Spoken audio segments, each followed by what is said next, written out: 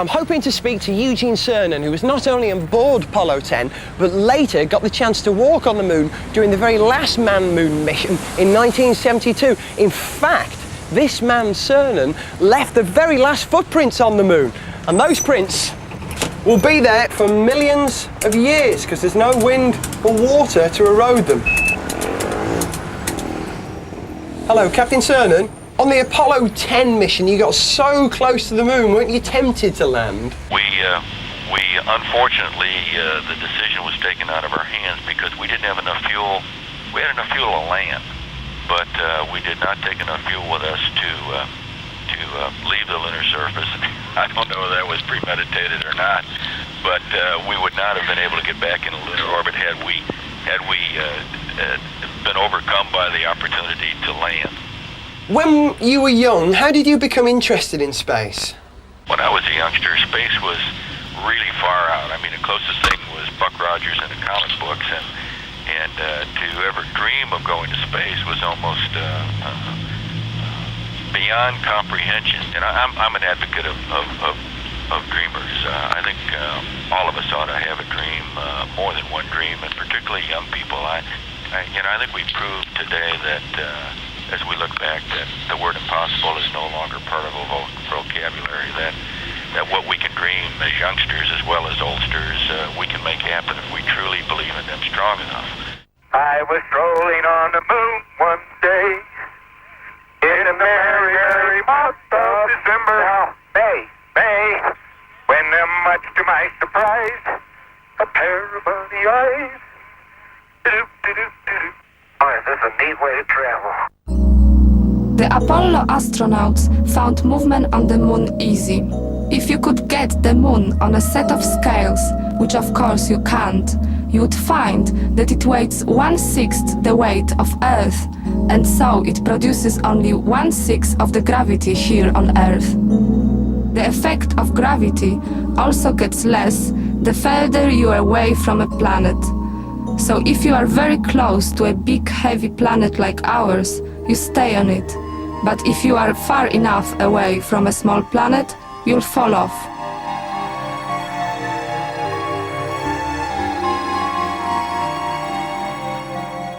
Being weightless is so relaxing.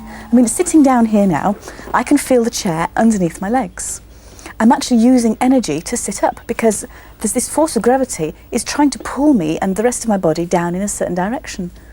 But in a weightless condition, there's no force left pulling my body in any direction. My body was able to just relax. And if I can I show you the way we actually, when I did relax, if I just let my body go limp, instead of standing in a straight up and down direction as we do on Earth, my knees bent a little bit and my body part moved backwards. My arms floated up. It's wonderfully relaxing. And I could have just sort of fallen asleep like that. That's one small man on a step. No, it's not right, is it? See how difficult it is to try and get your words right when there's millions of people watching on television. I mean, ask Neil Armstrong.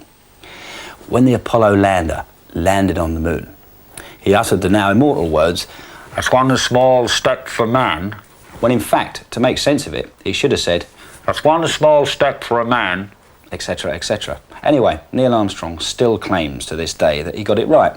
Who's going to argue with him? Well, I am, because Buzz Aldrin said the first words on the moon anyway. And when he said, "Contact light, okay, engine stop, engine arm off."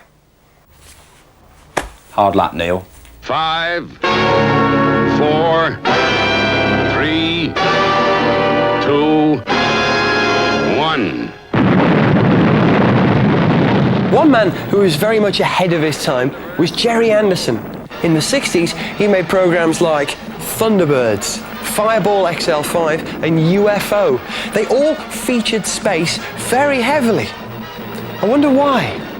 Well, the simple answer to that is when I first started using puppets, I finally got them to do most things, but I couldn't get them to walk. And so I thought if I invented a vehicle that could whiz them around at great speed, it would give a lot of action without them actually having to walk, and that show was called Supercar. And people then said to me, "I see you're now making science fiction programs, Gerry." So it really was a great big accident. But I mean, I have always been interested in flying and space generally. Isn't there a connection between Thunderbirds and the space program? Yes, they were named after the early astronauts, Scott Carpenter, for instance, Virgil Grissom, and so on. I have undying admiration for the astronauts that made that first journey. I think they were either very brave or totally out of their mind.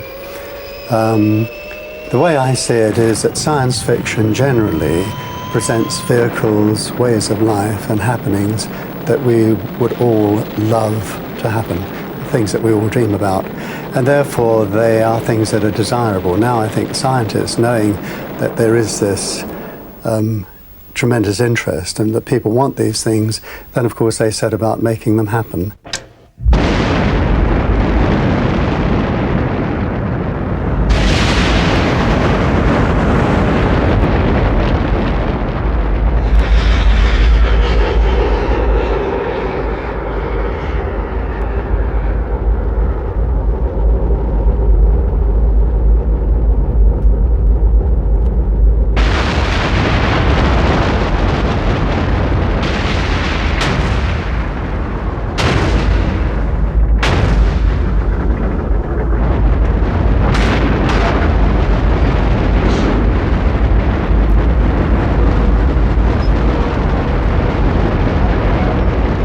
When it flew, the Saturn V moon rocket was the most powerful vehicle ever built.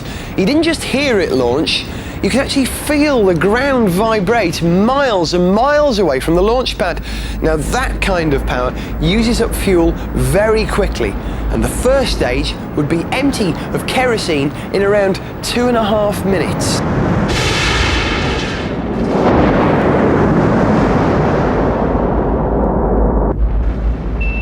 The next stage of Apollo would fire at 40 miles up. Different fuel this time, liquid hydrogen. Now this is a gas kept so cold that it shrinks, taking up less valuable room. And that is the only way to carry enough fuel to get to the moon.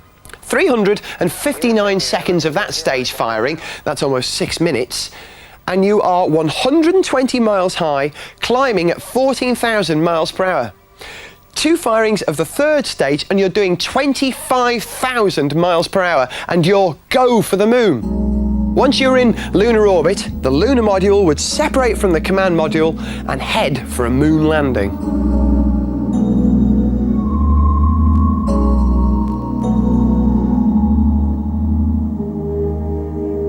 The moon, or Luna to give it its Latin name, is our closest neighbor. It's over 230,000 miles away.